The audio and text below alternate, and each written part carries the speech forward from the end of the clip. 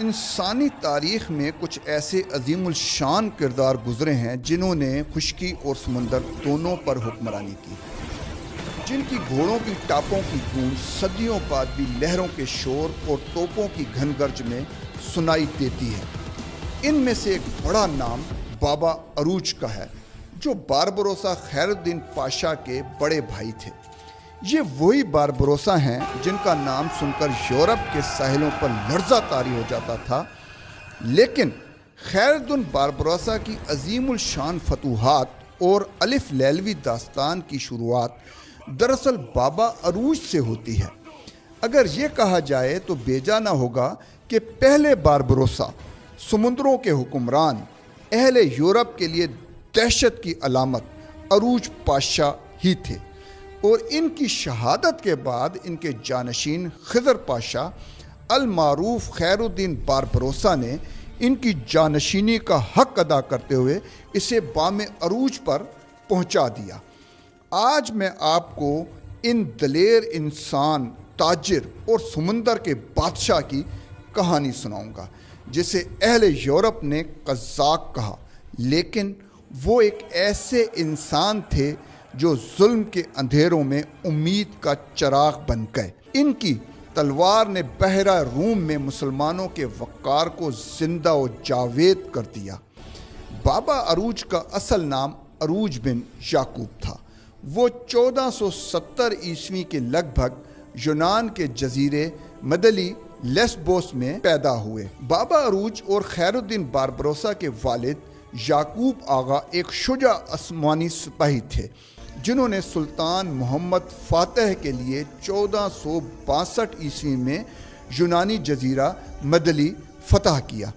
فتح کے بعد عثمانی روایات کے مطابق یعقوب کو انعام کے طور پر مدلی میں ہی زمین دے دی گئی، جہاں انہوں نے یونانی النسل عیسائی ماہی گیر خاتون سے شادی کر لی، جو بعد میں مسلمان ہو گئی۔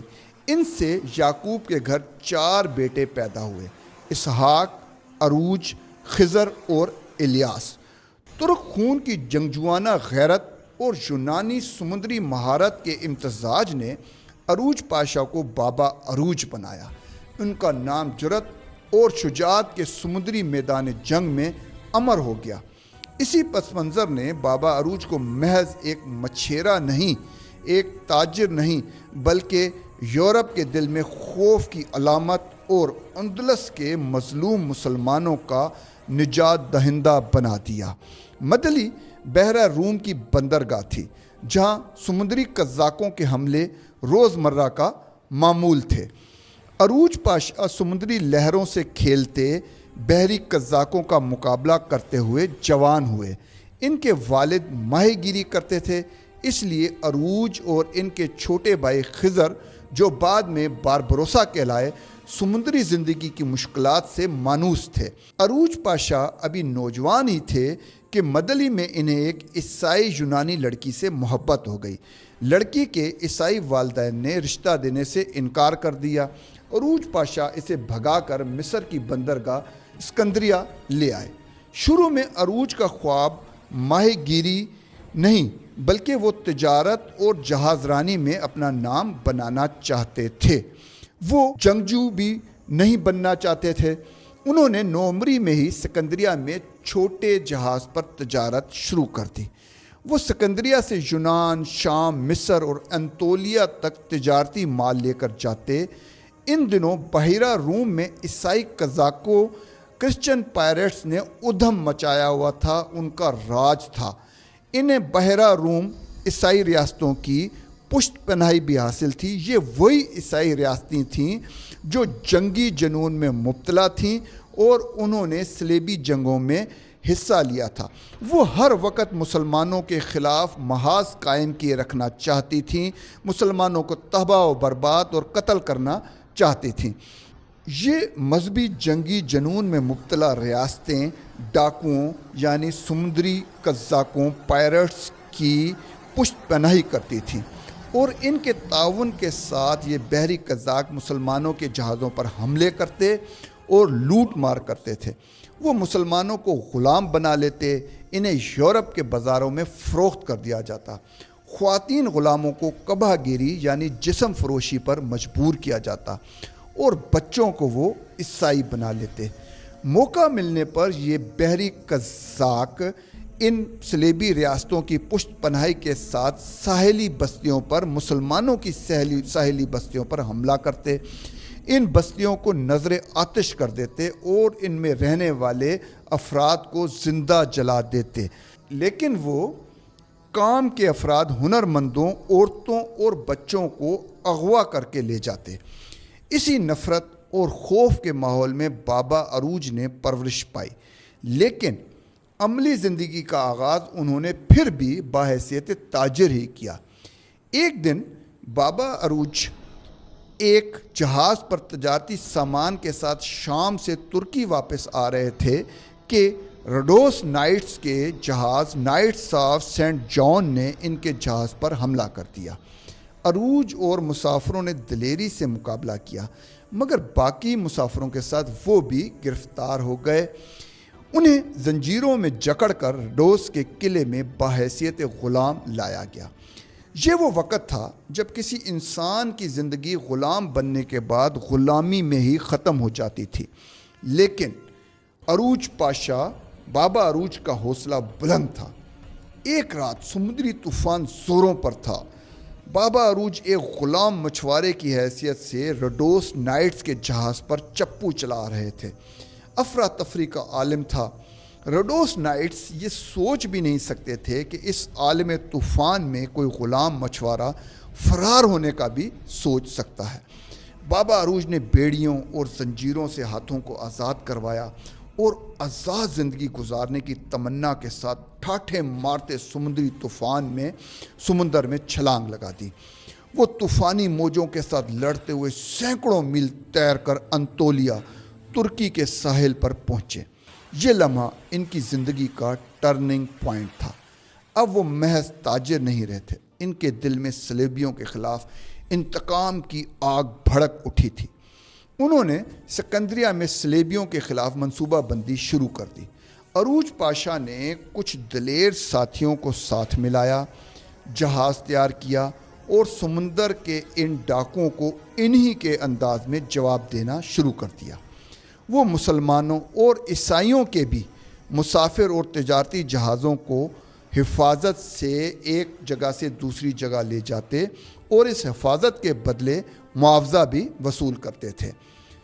ساتھ ساتھ وہ یورپی جہازوں اور قزاقوں کے جہازوں پر حملے کرتے اور لوٹ مار بھی کرتے تھے۔ انہی دنوں میں ان کے بھائی خضر پاشا بھی ان کے پاس پہنچ گئے، جو سمندری راستوں اور نقشوں کے ماہر اور زبردست ماہی گیر اور کمانڈر تھے۔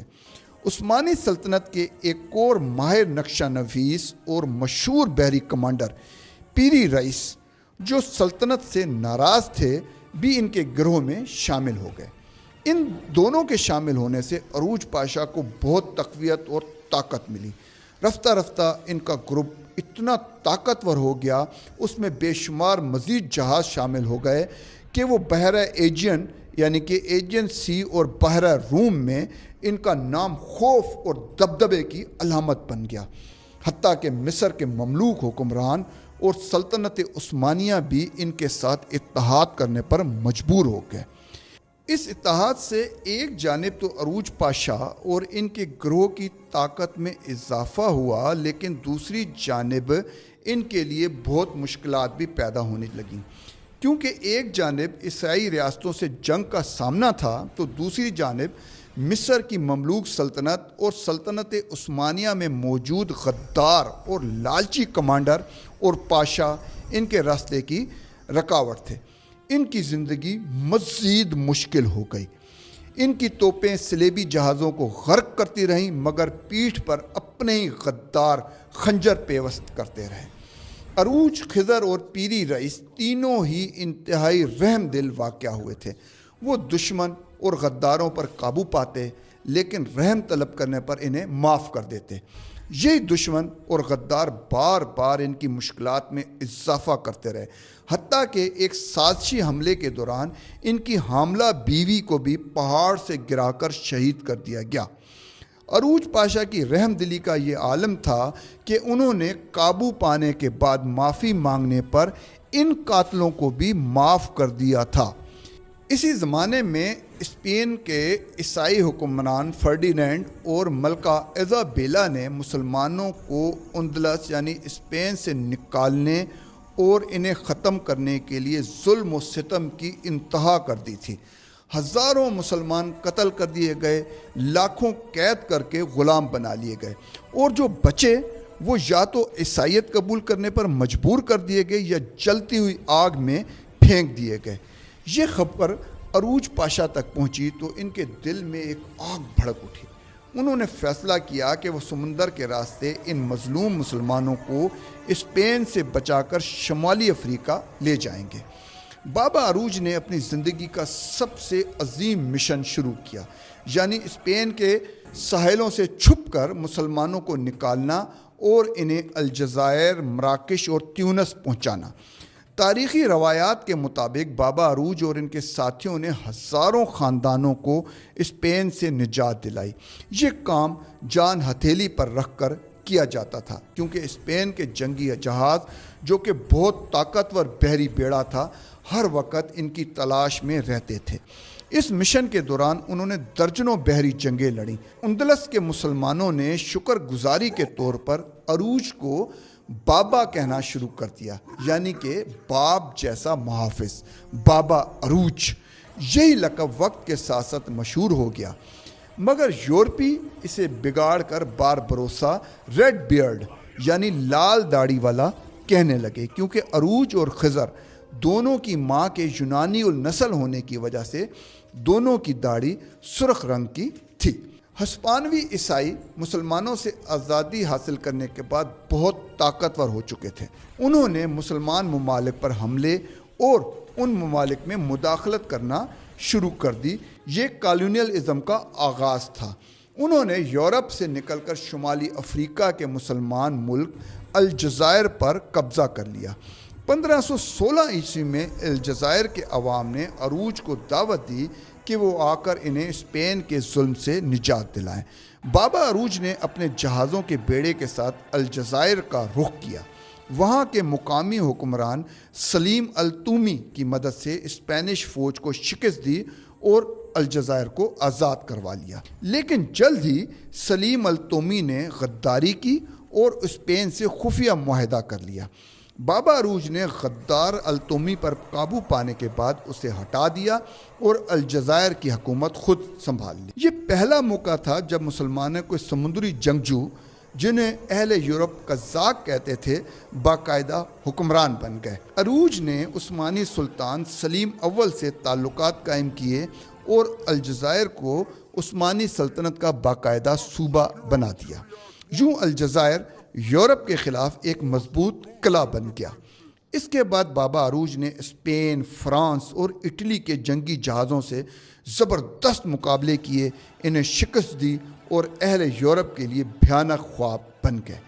इसके नतीजे में तमाम यूरोप के ईसाई हुक्मरान अरूज को ख़त्म करने के लिए यकजा हो गए। इस इत्तेहाद के ख़िलाफ़ मुसलसल जंगें लड़ते हुए उन्होंने बहरा रूम के कई बड़े जज़ायर पर कब्ज़ा कर लिया और मुसलमानों की तिजारत को महफूज बना दिया। 1518 ईस्वी में स्पेन ने साजिश तैयार की और अंदरूनी गद्दारों के साथ मिलकर अलजायर पर एक बहुत बड़ा हमला किया। पीरी रईस और खिज़र पाशा बहरी बेड़े समेत किसी मुहिम में दूर मसरूफ़ थे। वो अलजायर से बहुत दूर थे।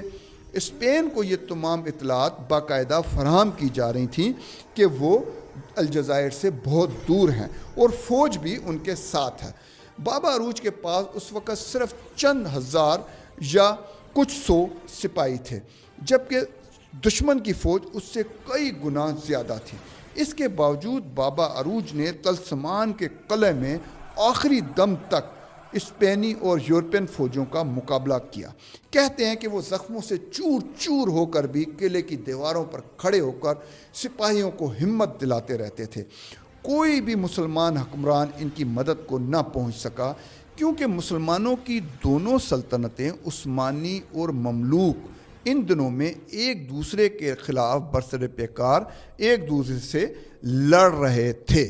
خضر پاشا کو حملے کی اطلاع ملی تو وہ واپس پلٹے، مگر پلاننگ کے تحت سمندر میں قدم قدم پر ان کے راستے میں رکاوٹیں کھڑی کر دی گئی تھیں۔ انہیں بحری قزاقوں، روڈوس نائٹس اور یورپی ریاستوں کی بحری افواج کا سامنا کرنا پڑا۔ لڑتے جھگڑتے جب وہ الجزائر کے نزدیک پہنچے اور ہسپانوی بحریہ سے آخری لڑائی لڑ رہے تھے، برسر پیکار تھے، تو عروج پاشا نے آخری دم تک لڑتے ہوئے جام شہادت نوش فرمایا۔ وہ دشمن کے ہاتھوں شہید ہو گئے، لیکن کوشش کے باوجود ان کا جسد خاکی، ان کا جسم ہسپانوی افواج کے ہاتھ نہ آیا، کیونکہ ان کی وصیت کے مطابق ساتھیوں نے انہیں سمندر کے پانیوں کے حوالے کر دیا، پانیوں کے سپرد کر دیا، جہاں ان کا نام آج بھی سمندری موجوں کے ساتھ زندہ ہے۔ خضر پاشا ہسپانوی جہازوں کو منتشر کرنے کے بعد الجزائر پہنچے اور ہسپانوی افواج کو مار بھگایا، لیکن اس وقت تک بہت دیر ہو چکی تھی۔ بابا عروج کی شہادت کے بعد ان کے چھوٹے بھائی خضر نے قیادت سنبھالی۔ عثمانی سلطان نے خضر کو خیر الدین پاشا کا لقب دیا اور وہی مشہور باربروسا بنے جنہوں نے بحیرہ روم کو مسلمانوں اور عثمانیوں کے لیے مکمل طور پہ محفوظ کر دیا۔ ساتھ ساتھ انہوں نے اپنے شہید بھائی کا مقدس مشن جاری رکھا۔ انہوں نے اسپین سے آخری مسلمان کے محفوظ انخلا کو یقینی بنایا۔ بابا عروج وہ شخص تھے جنہوں نے اسپین کے مسلمانوں کو غلامی سے نجات دلائی، الجزائر کو آزادی دلوائی اور یورپ کو بتا دیا کہ مسلمان سمندر کے بھی بادشاہ اور حکمران بن سکتے ہیں۔ ناظرین، جب بھی بحیرہ روم کی لہریں شور مچاتی ہیں تو ان کے بیچ ایک سرگوشی گونجتی ہے، یہ سمندر ہمارا ہے، یہ لہریں بابا عروج کی عظمت کی گواہ ہیں۔ ناظرین، اگر آپ کو یہ کہانی پسند آئی ہو تو پروگرام کو لائک کریں، ہمارے چینل کو سبسکرائب کریں اور اس کہانی کو دوستوں کے ساتھ شیئر کریں۔ ملتے ہیں اگلی کہانی میں۔ اللہ حافظ۔